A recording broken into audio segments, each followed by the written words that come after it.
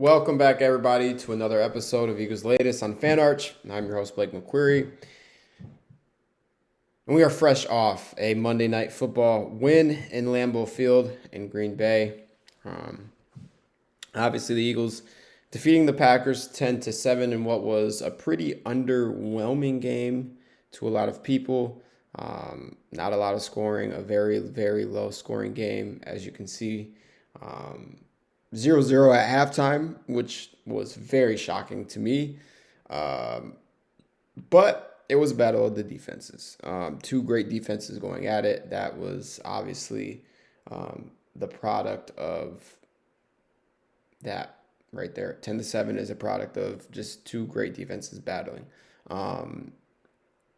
Without further ado, we're going to get right into we're going to start with game management. Eagles late game management, and it almost cost them the game. I don't understand really what Nick Sirianni was doing on that last drive with just a little over a minute left to go.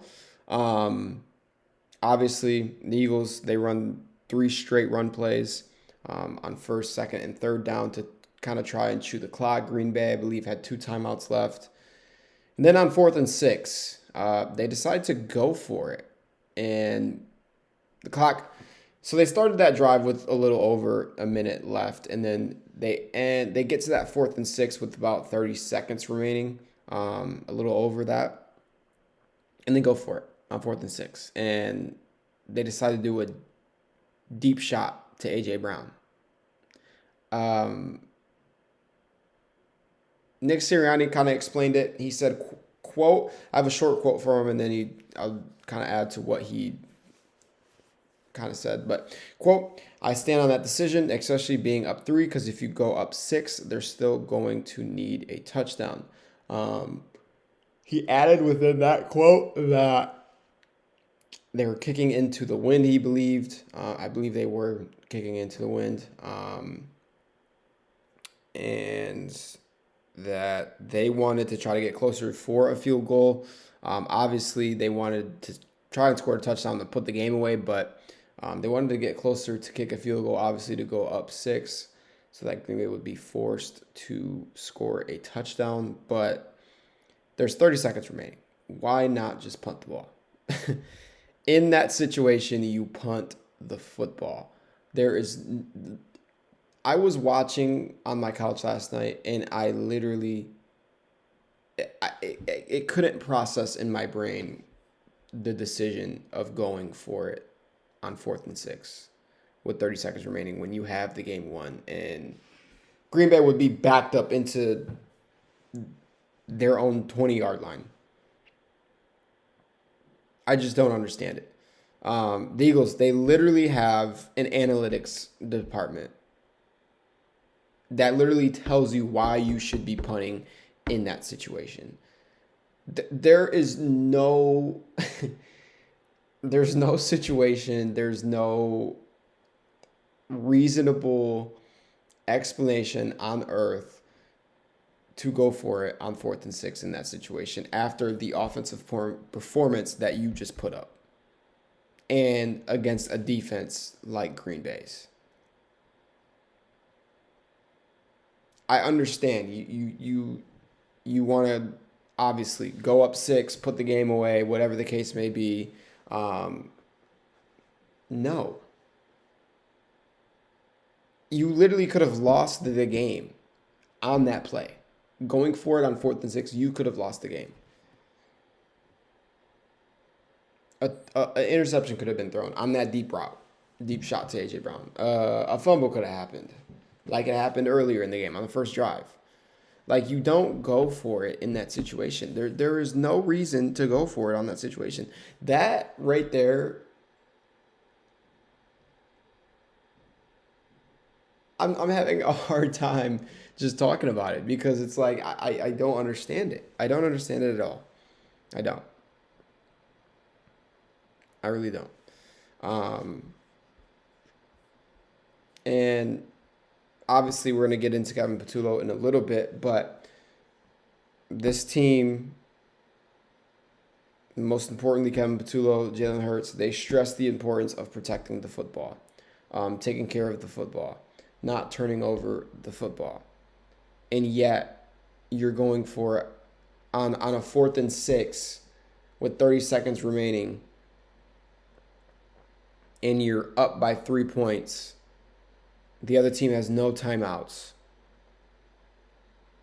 You're at their 35-yard line, and you take a deep shot to A.J. Brown, but yet you're stressing the importance of protecting the football. That literally is contradicting.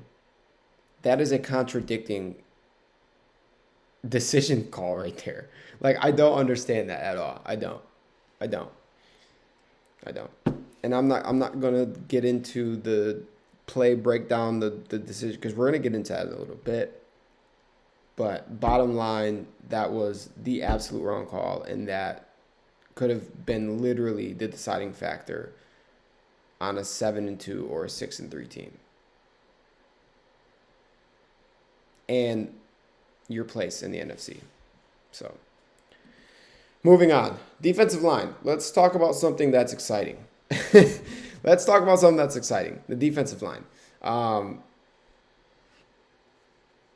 What a dominant performance by them. What a dominant performance. Just absolutely amazing performance by them. We're going to start with Jalen Phillips, the new edge rusher. Newly traded Jalen Phillips in his Eagles debut totaled 8 pressures, 5 defensive stops. He had a 19.4 pressure rate, and 1 fumble recovery. Phillips would add 6 total tackles, 1 forced fumble, and 1 fumble recovery. Utter dominance by Jalen Phillips. I mean, my goodness. If you go back and watch that tape, man. Jalen Phillips might be... He's growing on me as one of the best edge rushers in the NFL. One of the best. Just absolutely blowing stuff up. Not even him, just the whole defensive line last night. They were in their effing shit up. They were. They really were. They really were getting after it. So yeah, his 19.4% pressure rate. I think it was 7 on 36 rush attempts, or 8 in his debut. That's his highest pressure rate count. That's his highest pressure count in a game since 2022. He also obviously led the team with 6 run tackles. Notice his highest pressure count in a game since 2022. Miami Days with Fangio. But yeah, I mean, Jalen Phillips was absolutely amazing last night, as well as the rest of the defensive line. Moro Ojomo out there calling out plays, things like that. I mean, he was amazing. Jalen Carter was amazing. Just absolute dominance by this defensive line. It's one of the best units. It's the best unit in the NFL right now. Absolutely. They have the best defensive line unit in the NFL right now. The Eagles pressured Jordan Love on 17 of his 42 dropbacks, the second highest pressure rate he's faced this season. Under pressure, Love completed just 3 for 12 passes for 21 yards, and he was sacked 3 times. Just getting after it. And it makes it all the better that Vic Fangio is their defensive coordinator. He's the one calling shots.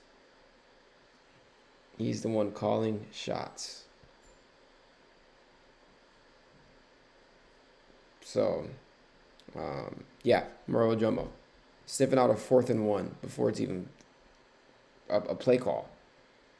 Before it even happened. Inside zone this way, inside zone this way. That was huge. Huge. That 4th and 1 with a minute 30 left. If Green Bay converts, ultimately they're marching down to either go ahead in the game or tie the game. That was huge by Moro Jumbo. He has been stellar. Talked about him last week. He's having probably a better year than Milton Williams was having last year. And you see where that ended for Milton Williams. So just dominance by this defensive line. In the first half, the Eagles defense, 0 points allowed, 3 sacks, 1 fumble recovery, 20 passing yards allowed, 0 for 5 on third down conversions. And it's funny, I was talking to a friend probably an hour before the game started, and I was asking him, who you like in this game? And he was telling me about he liked the Eagles, but Green Bay's defense, that defense is nasty. That's going to be a tough a tough hurdle to overcome. And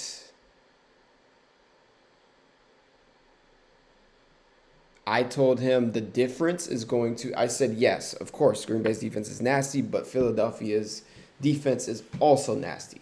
The difference in this game is going to be how do the Packers offense respond to what the Eagles defense does. And they didn't respond. They absolutely didn't respond. So, just utter dominance by the defensive line. It's exactly what you want to see. And, I don't think there's a better defensive line unit in the NFL right now. Absolutely not. Moving on. Kevin Patullo. So we're back on things that aren't really fun, which is cool. We'll balance it out for this episode. Why not? Kevin Patullo. Of course, a lot of talk about Kevin Patullo after last night. The offense wasn't great, clearly. But then again, you're playing a great defense in Green Bay. You are. Now, based on offensive success rate, that was the Eagles' worst regular season performance of the Sirianni and Hurts era. A 6th percentile offensive performance.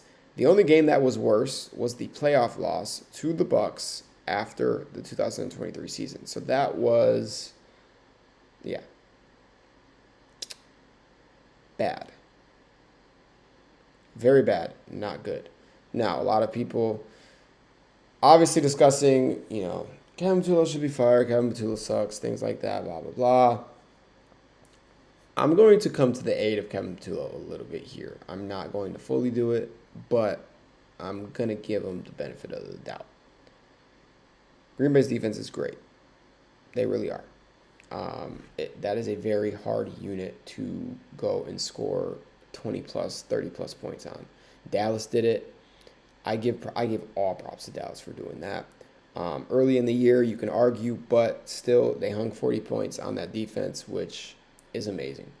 Now, as far as Kevin Patullo goes, some of the decision-making, obviously, was questionable last night. You're running the football on like a 3rd and 14, and then yet you call a shotgun pass play on like a 2nd and 2 and a 3rd and 1.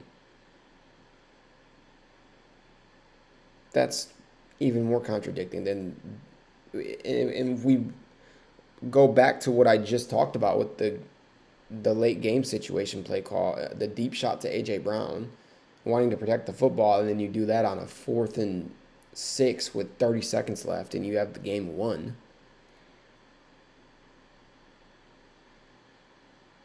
Those are contradicting things. I just don't understand that. That's the side of Kevin Patullo I do not understand, is that why are you calling a run play on 3rd and 14? You're giving up. And yet on a 2nd and 2, a 3rd and 1, you're just going to call shotgun pass plays? Do it on that 3rd and 14th. That is just so ass backwards. That is ass backwards. It really is. It really is. Now, I'm not going to go and say that Kevin Patullo should be fired. I don't think so. I'm not going to go here and sit here and say that Kevin Patullo sucks. I don't believe that he sucks. We just seen, obviously, 2 great performances before the bye week of what this Eagles offense is capable of, fully capable of. We seen it. And the play calls were amazing. That was Kevin Patullo. If Kevin Patullo sucked, those performances wouldn't have happened. I'm sorry. Somebody sucks, no matter how great a defense is or how bad a defense is, they're going to suck. That's what it is. So there is something there for Kevin Patullo. There is something inside of him. He has it to do it. You just have to be able to do it against the dogs in this league. You got to be able to do it with the dogs in this league. And he's not doing it against very good teams. And it's okay right now, kinda, but like we're now, that was week 10. We're now basically into week 11. When Wednesday hits, we're into week 11. Tomorrow is week 11. Essentially, basically today is, but tomorrow is week 11. People don't practice on Tuesdays. So you got to be able to exploit plays against the dogs in this league. And speaking of the dogs, you've got some dogs on your roster. Use them. Use them. I'm going to point out the touchdown, Devontae Smith's touchdown. I'm going to point it out. 1st and 10. You didn't give up on that 3rd down. I think it was like a 3rd and 10. And then they got the first downs reset, obviously. You don't give up on that 3rd down. You don't call a run play, or you don't give up. That's what happens. And then that's also what happens when you use your dogs. When you throw the ball up to Devontae Smith for him to go get it. Because he's going to go get it. Do that. But just don't do it. Don't wait to do it on a late game situation. A 4th and 6, 30 seconds left, and the game is won. You're not even... There's no reason to score. Throw that deep shot to A.J. Brown on the first drive of the game. Set the tone. Let them know that we got dogs on our offense. That's what you do. That's what great offensive coordinators do. That's what great teams do. And that's what great players do. But you have to be a great offensive coordinator. You have to call the great plays to allow your great players to go and do what they do great. It's that simple. So yeah, I mean, I thought it was figured out after the Minnesota game. I thought it was figured out after the Giants game. I thought you would build on that in the bye week. But there's obviously a little bit regression there. Like I said, I'm going to give him the benefit of the doubt. Green Bay's defense is no joke.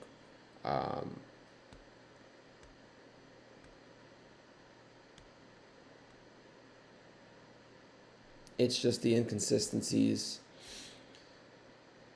It's the decision-making in certain situations, in critical situations, and the lack of urgency to use your all-star players. That's all. That is all we have for this episode. As always, continue to comment, like, subscribe, and yeah, stay up to date with these latest on Fan Arch. We'll see you guys next time. Stay fly.